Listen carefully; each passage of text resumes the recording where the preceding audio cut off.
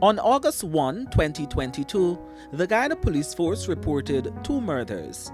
A 33-year-old mason of Broad Street, Charleston, Rodwell Phillips, was found chopped to death on the La Penitence Public Road in Georgetown, while in Berbice, a businessman, Vikram Sibaran, was found dead on the kitchen floor of his East Kanji home with a knife in his back. The two deaths marked the first reported murders for the month of August. Since then, 9 other persons were killed. Whether it was a fatal stab inflicted by an ex-lover or friend, strangled by a co-worker, or shot in the heat of rage, it resulted in a total of 11 reported murders in 15 days. These numbers could have been higher, but some people survived the attempts to end their life, including the 3 men who were shot by masked men on August 9 along the Melanie Public Road, East Coast, Demerara. In addition to these reports, 2 decomposing bodies were found on August 11, one floating in the Demerara River and another in a trench at Montrose, East Coast, Demerara. It remains unclear whether police have identified the bodies or the cause of their demise.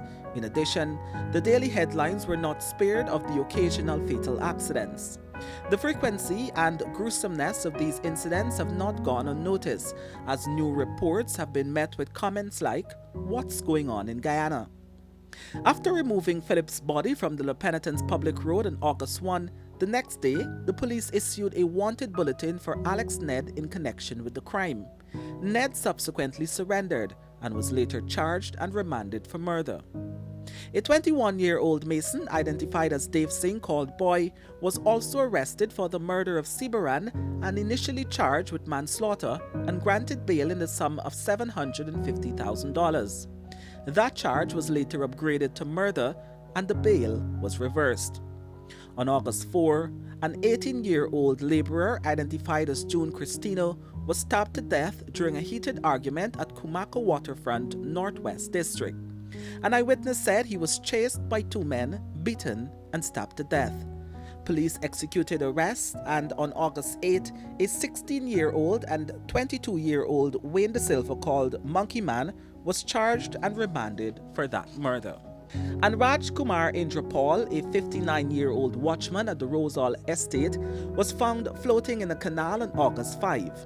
Initially, his death was being investigated as drowning, but when an autopsy confirmed he was strangled, his co-worker, who's also a pandit, confessed that he murdered him.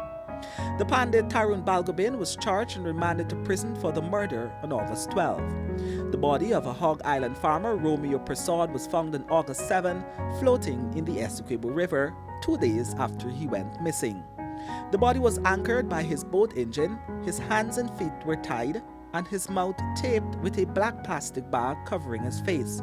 Murder is suspected by the police, and as of August 15, there were no leads and no one was arrested. On August 8, 25-year-old Cindy Ramchandar was stabbed to death by her ex-husband Suraj Ganpat at number 47 Village, East Berbice, Curntine. After hiding for 3 days, the man turned himself over to the police and was charged and remanded on August 15. On the night of August 8 in Sophia, Georgetown, 22-year-old Vanessa Anderson was stabbed to death by her neighbors during an argument. The 2 sisters walked to the police station after committing the act and handed the murder weapon to the police. Jamesi Jason, 21, and Tiffany Greaves, 29, were charged and remanded for Anderson's murder on August 11. On the very night of August 11, however, another man was stabbed to death. Karim Kayoum was stabbed by the 21-year-old university student Afzal Dindial, who was subsequently charged and remanded on August 16. Police issued a wanted bulletin for 26-year-old Lyndon Fordyce from Region 10 on August 15, who's believed to have shot and killed the Venezuelan national at Mue's Landing on August 12. The police did not release an official statement on this matter. On August 13, however, the police reported that a young man just 20 years old lost his life after being stabbed during an argument at Perseverance, East Bank, Demerara.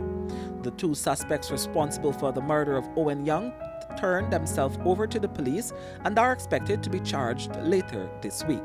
To sum up the 11 murders between August 1 and August 15, 18-year-old Donald Gibson was stabbed during a street brawl at Parika, East Bank, Demerara by a 24-year-old male suspect who is in police custody and is also expected to be charged later this week. In mid-July, Police Commissioner Acting Clifton Hicken reported that statistics show a 15% decrease in serious crimes which include murder, armed robbery, and rape. Between January and September last year, 89 persons were murdered when compared to 111 in 2020. The police force has not released any year-to-date statistics for 2022 on serious crimes, nor have they provided any comparative analysis to 2021.